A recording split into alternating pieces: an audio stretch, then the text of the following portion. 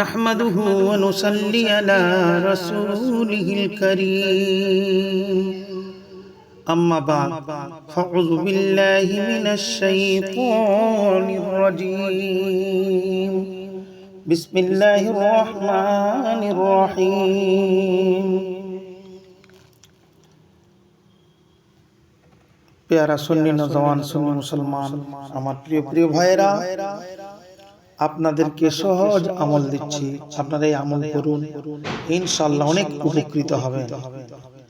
সরকার Medina সাল্লাল্লাহু তাআলা আলাইহি ওয়াসাল্লাম ইরশাদ করেন, পবিত্র পাক কোরআন শরীফের ইজা যুলজিলাতিল আরদু জিলজালাহা ওয়া আখরাজাতিল আরদু আসকালাহা, এই পবিত্র পাক সূরাটি পড়লে, পবিত্র পাক কোরআনের অর্ধেক কোরআন পড়লে যে সওয়াব পাওয়া যায়, আমার আল্লাহ পাক আপনার আমার আমল নামায়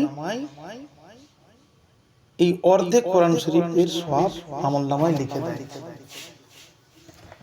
এবং পবিত্র পাক কোরআনের সূরা ইখলাস কুল হুয়াল্লাহু আহাদ, এটা 3 মারতবা যদি পড়া হয় একটা কোরআন শরীফের সওয়াব পাওয়া যায়।